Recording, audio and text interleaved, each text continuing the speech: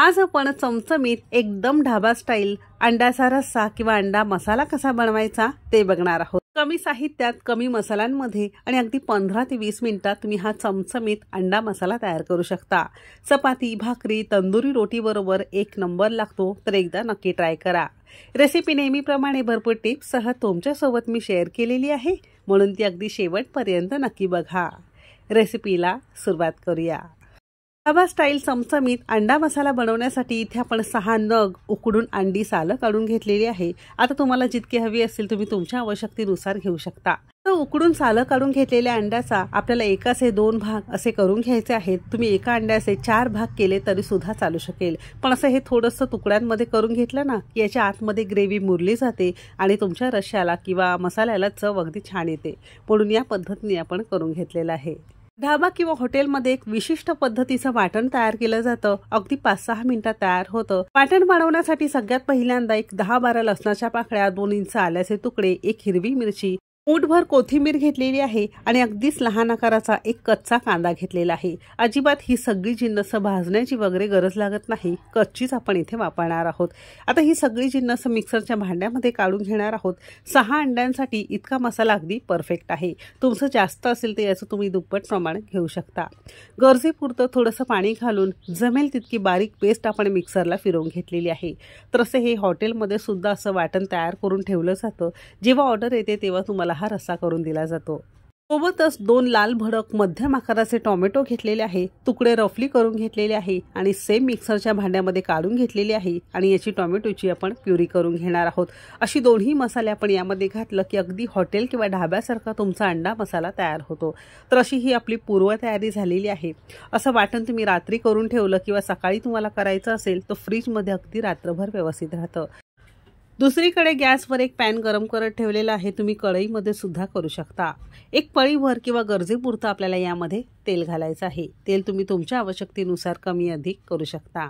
हलकसं तेल गरम झालं की अर्धा चमचा धने जिरे पूड, अगदी पाव चमचा हळद पावडर आणि एक मोठा चमचा आपण इथे आपलं कुकिंग तिकीट मराठीचा स्पेशल मालवणी मसाला वापरलेला आहे।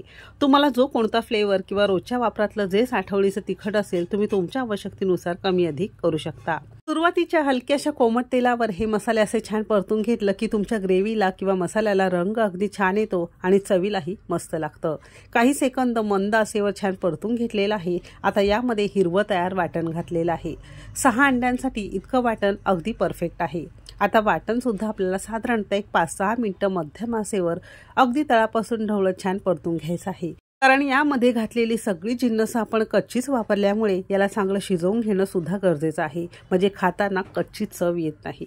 तर तुम्ही इथे बघू शकता साधारणतः एक 5-6 मिनिटं आपण परतून घेतलेलं आहे। याला छान तेल सुटलेलं आहे, रंग छान बदललेला आहे आणि याचं प्रमाण थोडंसं कमी झाल्यासारखं तुम्हाला दिसत असेल।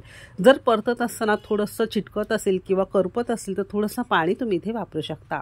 अजिबात करपू द्यायचं नाही, मात्र हे चांगलं आपण शिजवून घेतलेलं आहे। 5 मिनिटांनंतर इथे आपण जे टोमॅटोची ग्रेव्ही करून ठेवलेली होती ती सुद्धा घातलेली आहे।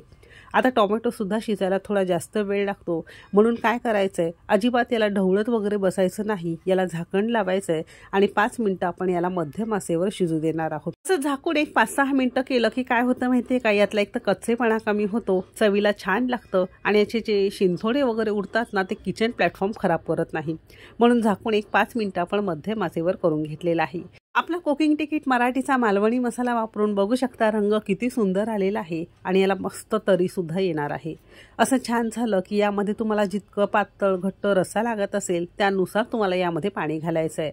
ज्या मिक्सरच्या भांड्यामध्ये टोमॅटोची प्युरी केलेली होती ना त्यामध्येच पेलाभर आपण पाणी घातलेलं आहे। तुम्हाला जितका पातळ घट्ट रस्सा लागत असेल त्यानुसार तुम्हाला यामध्ये साधं पाणी घालायचं आहे। चवीपुरतं मीठ घातलेलं आहे आणि अगदी पाव चमचा आपण इथे आपला कुकिंग तिकीट मराठीचा स्पेशल गोडा मसाला वापरलेला आहे।